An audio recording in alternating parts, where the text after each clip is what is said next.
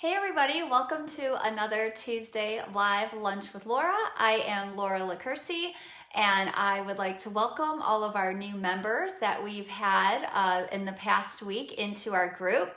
I hope you guys know that this is a safe space for you, so feel free to post your questions. If you have comments or you have advice you would like to give anybody, please feel free to do so. That is what this space was created for. Yeah, we're just here to support each other no matter what part of the journey in your virtual assistant business you're in, whether you're just starting out or you are seasoned. So today what I thought we could talk about is overcoming objections as you try to sell your services to potential clients. And obviously with any business, there's always going to be, objections and hurdles that people have to overcome, things that you're going to have to face, and maybe you're really not prepared or not sure what to say when somebody approaches you with these questions or objections. So what I wanted to do is kind of touch on the top 6 that I know back when I was a solo VA, I've had them, and we actually still even get them here in the agency as well. So the first one is that, your prices are too high for somebody. And I just want to tell you, do not ever back down from your pricing, because if somebody cannot afford your services, then like we've talked about in the past, they are not your ideal client. So it's really important to, really understand that your pricing is something that you need to be confident in, and you need to be able to relay that confidence when you are, talking to potential clients. Some people are just out there bargain hunting, and you don't want somebody who is so hung up from the get-go about the pricing, because if they can't afford your services, you're just going to be running into problems, as you go through your relationship with them, or they may, have difficulty paying at times. So when somebody says that you're too expensive, make sure that you're reiterating the value that you are bringing to them, whatever that value is. Either it's a really unique service, a really unique niche or specialty that you have, or whatever your unique quality is. Maybe it's your years of experience or service that you've had in that industry, or certain, maybe you have, some numbers to back, like percentages of how you've been able to help or increase somebody's business, whatever it is that you can back yourself up with, and then just don't back down from that. You can always just leave it as, I appreciate your time. Thank you for, the opportunity to speak to you. And, if your situation should change, please feel free to reach out to me. But it really does help to be really confident in that pricing and not kind of sound wishy-washy, when you are talking to clients, because they want somebody who is confident in themselves and confident in their services. And a lot of times that alone can really help you sell yourself and your services, is just having that confidence in your pricing and not sounding like, you're really not sure about it. So the second one is, not necessarily your pricing in general, but they might say something like, gosh, I really just can't afford a virtual assistant. I can't afford, for somebody to help me right now. And again, what you need to do with this point is to really be able to hammer home the value that you're going to bring to them and to their business, and what you can do for them that basically will pay for you, right? Because once you are taking those little tasks off of someone's plate, they're able to go out and really work on their business and be able to increase their revenue and increase their bottom line. So you need to be able to sell your value proposition and what it is, what they're going to be able to do once they have you in place, getting them out of the weeds so that they can actually focus on growing and scaling their business. And a nice line to come back with I can't afford a VA at this time, is you really can't afford not to hire me, because I'm going to do X, Y, Z for you. And don't make it like crazy blown out of the water, something that, is just unattainable. You want to make it, you just want to show them the value of what you're going to do for them and for their business. The third obstacle that a lot of people come across is you might talk to somebody and then it's really hard to get a hold of them again. They're just not responding. You really don't know where they stand. And a lot of times this is just going to be a matter of following up consistently with somebody until they tell you, yes, I'm ready to go with you. I went a different direction. I can't do this right now, no matter what it is. If you're having issues with people responding, you just have to be persistent. And a lot of people don't like to do that, but it really does make a difference, in success or failure in your business, because you don't want to be, going out there and spending all of this time finding these people to talk to, hoping to bring them in and then just forgetting or letting the follow-up fall by the wayside. So you want to make sure that if somebody's not responding to you, sometimes, and I don't mean get aggressive, but what you want to do is if you tried emailing them, make sure that you call them. Always have two forms of communication that you can reach out to them. And just be really upfront, like, hey, it was great talking to you. I would love the opportunity to work with you. I haven't heard back from you. Would really appreciate if you could let me know what direction, you're heading. Is there a time frame? Is there a better time for me to follow up with you? So if you're getting somebody who's unresponsive after that first initial contact, just don't let it go.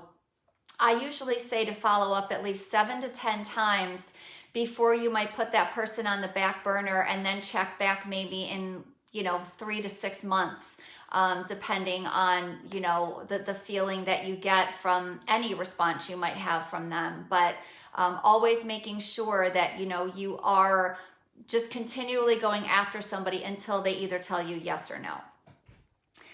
The fourth one is sometimes you'll be talking to somebody and they will say, I know that I need help, but I don't know what to outsource. I don't know what to offload. And this is where you can kind of consider yourself a coach and really help them with that delegating piece. Because the more value that you can show them up front, the more likely they are to sign on with you. So if somebody's like, gosh, I know that I need help because I'm drowning in my business, but I don't know where to start, offer a little coaching, like a mini coaching session. Maybe it's even like an hour brainstorming session where you can have them write down all of the tasks that they're doing on a regular basis and then help them sort through the first 2 or 3 that they could offload to you. Because everybody's going to have certain tasks that only they can do or only they want to do, and everything else can be outsourced. So you want to be able to help them identify what are some of the things that only, this business owner can do, and what can I help you take off of your plate? And let's start with ABC. Let's get comfortable with that. Let's get some processes in place, and then we can start adding more to the plate. And this way it's not only going to help them see the value, but as you work with somebody, it's also going to be able to help you be able to increase the hours that you're working with that potential client. So sometimes we have to think of ourselves as, like a mini coach or having some mini coaching sessions with people to really help them dive in and see what are the best things that I can get off my plate. And you want to make sure that they're things that are obviously in your zone of genius as well, something that you can do really well, that you'll be able to kind of wow them, like, oh my gosh, this was so easy for me to hand off to somebody. It's taken off of my plate. Let me start, giving you a little bit more to do. So if somebody says to you, I don't know where to start, that's kind of that first exercise that you want to do with somebody is let's make a list. Let's go through it together and let's decide what those first few tasks are going to be that I can take off your plate for you. The other thing is that a lot of times, and this happens more often than not, when somebody comes to work with a virtual assistant and somebody comes to you and is completely disorganized, sometimes it can turn people off. And as a virtual assistant, you have to be organized because I promise you, you are not going to be able to handle a client load if you are a disorganized person. That's why I, like, especially in my course, I talk so much about planning, because planning is so important, and you do not want to be disorganized. One of the best things that you can do is have kind of a go-to project management system that you use, that you know inside and out. Like, for example, let's say Trello or Asana or something like that, something that makes it really easy, that you can teach somebody if they don't already have something in place, that you can teach them, this is a system that we're going to use to help organize your files, to help organize our work together, and just showing them that you have that expertise and that you have that knowledge to help organize them and their business is really going to be a game changer for some of these people that are coming in and just saying, gosh, I'm really disorganized. I really don't even know where to start. That could be one of the first things that you do for somebody, is to help get their files organized, get themselves organized, and get themselves set up with the system to work with you. And then if you can have all of your clients work within your system like that, that's going to be ideal for you. And you're going to be able to, easily be able to increase workloads with clients and increase your client load as well, as long as you know how to keep yourself and your people organized.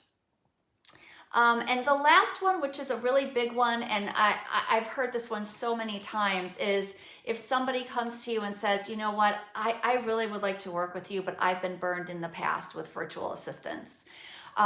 What you really want to do every time you're talking to a potential prospect, you want them to do more of the talking and you to do more of the listening. And I've seen that happen with many VAs before, where they're so busy talking that they're not actually hearing what their clients are really trying to get across to them. So if somebody says they've been burned, you really want to dig in and understand what their version of burned means and exactly what happened. So A, you can make sure that it doesn't happen again, but B, this also will fall back to a little bit of coaching, because a lot of times what happens if somebody says I've been burned is probably because they weren't organized, probably because when they wanted to start working with somebody, they really weren't sure what they wanted them to do. And a lot of times what happens is a client will come and they will want to, they will think that they want to start with, let's say administrative work. Okay, they really want somebody who's going to help get them organized, handle their inbox, handle their calendars, really get all those admin tasks, those pesky tasks, like down so somebody could help them with it. And then they totally flip, because now that that's done, they might want the VA to do something that's completely out of their wheelhouse. And what you need to do is just be really upfront with somebody and say, like let's just say that they want you to do sales, and that is just not you at all. You are not a salesperson. You are not comfortable with sales. It's not something that you would ever want to do for somebody else. Just be upfront with them and tell them, look, this isn't something that I want to do, but I can definitely help you find somebody that can help with sales. And then this way you are still helping them with what you're good at.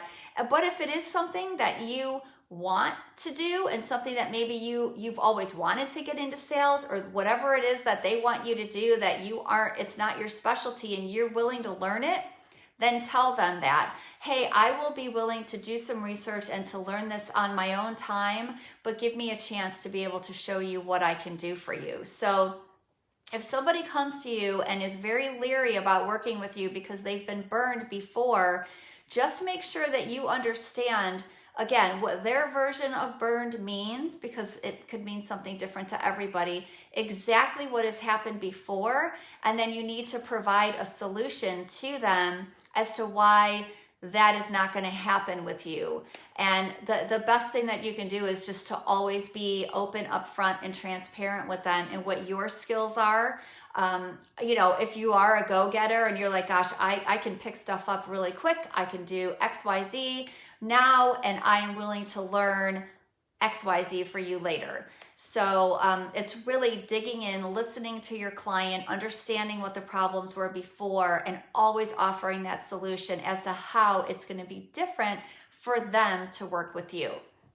So just to recap these really fast for you, the top 6 hurdles that we talked about today. So if you missed it in the beginning, you can play it again. Somebody comes to you and says that you are too expensive. Do not back down on your pricing, okay? Explain your value. You need to always, always, always be expressing the value that you are bringing to your client. They can't afford any help right now. They can't afford a virtual assistant. So it might not even be your pricing. It might just be that in general, they can't afford it. Your comeback to that is going to be, you can't afford not to. I am going to do X, Y, Z to help you be able to afford me and then some. They don't respond. If they're not responding to you, you just need to keep following up until you get a yes, no, maybe, when is a better time to follow up answer. They don't know what to outsource. This is where you're going to come in and you're going to coach them and you are going to help them, come up with those first few items that they are going to be able to offload to you. They're disorganized in their business. Make sure if you really want to be successful in this space, you have to be organized. And if you're not, then you really need to find somebody to help you get organized. You need to be able to take these clients by the reins, and somebody who is completely disorganized, you need to be able to organize them, and you need to be organized at yourself and in your VA business in order to be able to increase client load and be able to increase the work that you're doing with each client that you have. And then people saying they've been burned in the past, just listen to them. Listen and hear what they have to say. What happened and how are you going to make sure that that does not happen to them again? So I hope this was helpful to you, because I know sometimes if we get hit with objections that, we really don't know how to respond or we're not prepared for it, then we kind of sound like we're stumbling, and you always want to make sure that you're really confident when you are talking to somebody. If you guys have some objections that you would like to share, maybe you had it happen, you've had them come up and you didn't know how to respond, or maybe it's something that I didn't touch on and you have some advice to give, please feel free to leave it in the comments. If you are looking for some free resources and free downloads, I would invite you to check out our EliteVAHub.com website. You can join our resource vault there for free, and we have all kinds of stuff to help you build and grow your virtual assistant business in there. If you are looking for my free masterclass, which is the ultimate 5-step system to a wildly profitable virtual assistant business, you can find that at EliteVAHub.com/masterclass. And if you are ready to just stop taking all of that free information and trying to paste it together, and you want to fast track your way to that profitable virtual assistant business, then join us in the VA School. You can find out more information on that at EliteVAHub.com/VA-school. So again, I hope that this little episode here was, was good for you, that you got some good content out of it and gave you some ideas. And again, questions, comments, please leave them below. And I will be with you guys back here again next Tuesday. So enjoy the rest of your day. Have a great rest of your week, and I will see you next week. Take care.